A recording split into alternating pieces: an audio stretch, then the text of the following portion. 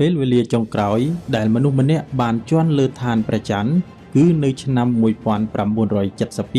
ឥឡូវនេះការឡើងទៅឋានព្រះច័ន្ទម្ដងទៀតគឺស្ថិតនៅក្នុងបេសកកម្មក្រោយៗរបស់អង្គការ NASA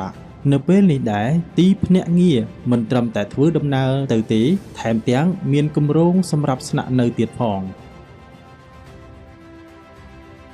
ជាមួយនឹងបេសកកម្ម Artemis របស់ខ្លួននឹងចាប់ផ្ដើមនៅឆ្នាំក្រោយអង្គការ NASA មានគោលបំណងបញ្ជូនអវកាសយានិកទៅកាន់ឋានព្រះច័ន្ទក្នុងឆ្នាំ2024និងរំពឹងទៀតថានឹងមានមូលដ្ឋានអចិន្ត្រៃយ៍នៅលើទីនោះតែម្ដងនៅចុងទសវត្សរ៍នេះនេះគឺជាជំរកដំបូងដែលមិនធ្លាប់មាននៅខាងក្រៅផែនដីហើយក៏ត្រូវជួបប្រទះបញ្ហាប្រឈមដែលមិនធ្លាប់មានពីមុនមកផងដែរ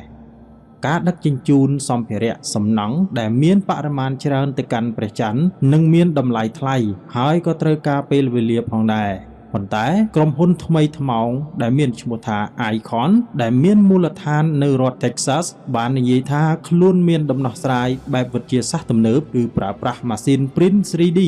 ដើម្បីបង្កើតជម្រកនៅលើឋានព្រះច័ន្ទដោយប្រើប្រាស់ធូលីរបស់ព្រះច័ន្ទផ្ទាល់តែម្ដងសហស្ថាបនិកនិងជានាយកប្រតិបត្តិលោក Jason Ballard បាននិយាយថាក្រុមហ៊ុន Icon គឺកំពុងធ្វើការជាមួយអង្គការ NASA ដើម្បីអភិវឌ្ឍបច្ចេកវិទ្យាដែលអាចប្រែក្លាយធូលីព្រះច័ន្ទទៅជាវត្ថុធាតុដូចបេតុង